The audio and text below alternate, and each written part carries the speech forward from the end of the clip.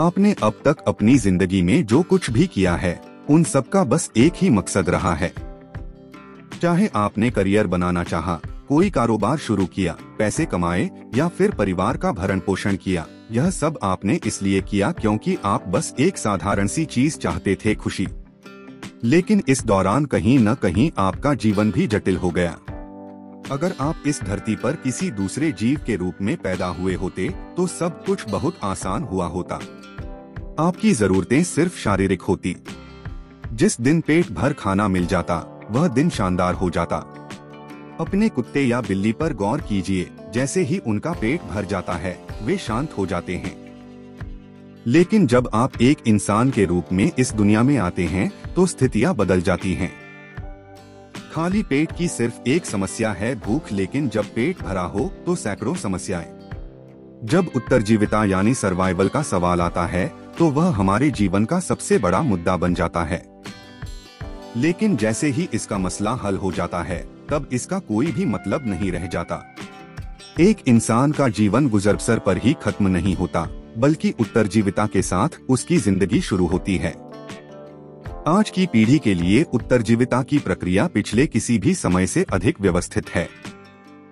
आप एक सुपरमार्केट में जाकर साल भर के लिए अपनी जरूरत की सारी चीजें खरीद सकते हैं। आप घर से निकले बगैर भी यह काम कर सकते हैं। मानव इतिहास में ऐसा इससे पहले कभी संभव नहीं था। 100 साल पहले जो चीजें राजा महाराजाओं को भी मयस्सर नहीं थीं, आज आम आदमी की पहुंच में हैं। हम इस धरती पर रहने वाली अब तक की सबसे सुविधा प्राप्त पीढ़ी हैं।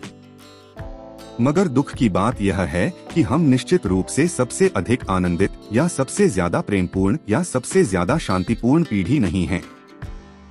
ऐसा क्यों है? हमने बाहर के वातावरण को व्यवस्थित करने की पूरी कोशिश की है। अगर हम इसे और ज्यादा व्यवस्थित करते हैं तो धरती ही नहीं बचेगी। फिर भी आज हम उतने खुश नहीं हैं जितने 1000 साल पहले हमारे पूर्वज थे।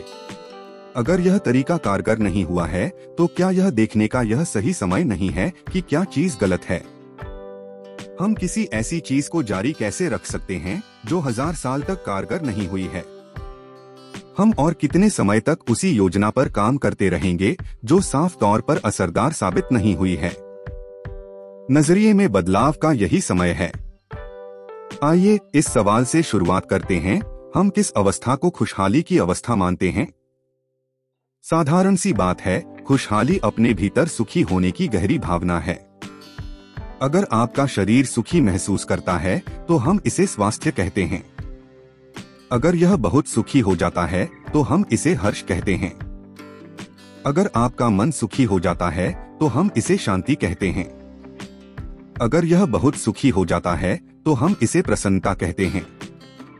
अगर आपकी भावनाएं सुखद हो जाती हैं तो हम इसे प्रेम कहते हैं।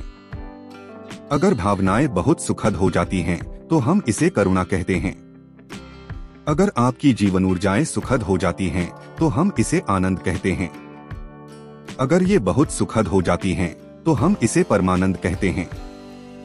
आप बस यही खोज रहे हैं, अपने अंदर और बाहर सुखी होना। जब सुख की अवस्था भीतर होती है तो इसे शांति, आनंद और खुशी कहते हैं। जब आपके आसपास का माहौल सुखद हो जाता है तो इसे सफलता का नाम दिया जाता है। अगर इनमें से किसी में भी आपकी रुचि नहीं है और आप बस स्वर्ग जाना चाहते हैं तो आप किस चीज की तलाश में हैं? केवल दूसरे लोग की सफलता।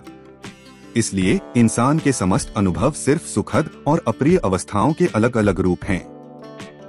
लेकिन आपने जीवन में कितनी बार एक पूरा दिन आनंदपूर्वक गुजारा है? चिंता, नाराजगी, चिढ़ या तनाव के एक भी पल के बिना। कितनी बार आप पूरे 24 घंटे पूरी तरह से प्रसन्न रहे हैं? आपके साथ ऐसा आखिरी बार कब हुआ था? कितनी आश्चर्यजनक बात है कि इस धरती पर ज्यादातर लोगों का एक दिन भी बिल्कुल वैसा नहीं बीतता जैसा वे चाहते हैं। हाँ, ऐसा कोई नहीं है जिसने खुशी, शांति या आनंद का अनुभव न किया हो। लेकिन यह हमेशा क्षणिक रहा है। वे इसे बरकरार नहीं रख पाते। वे इसे पा तो लेते हैं मगर इसका क्षय होता रहता है। और ऐसा होने के लिए किसी बड़ी उथल पुथल की जरूरत नहीं पड़ती। दरअसल बेहद साधारण सी चीजों से ही लोग अपना संतुलन खो बैठते हैं। यह कुछ इस तरह से है।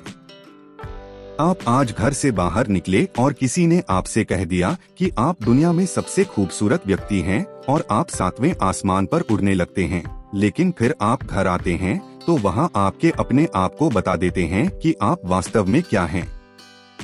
सब कुछ टूटकर बिखर जाता है। यह कुछ जाना पहचाना सा लगता है। आपको अपने भीतर से प्रसन्न रहने की जरूरत क्यों है?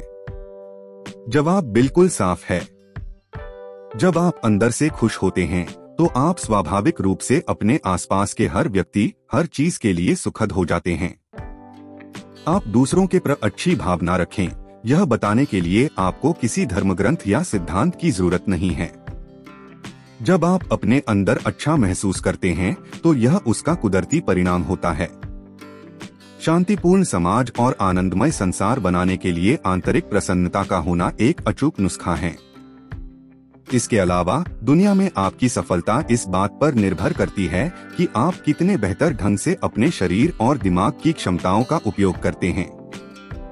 सफलता पाने के लिए आपके अंदर प्रसन्नता एक मौलिक गुण की तरह मौजूद होनी चाहिए।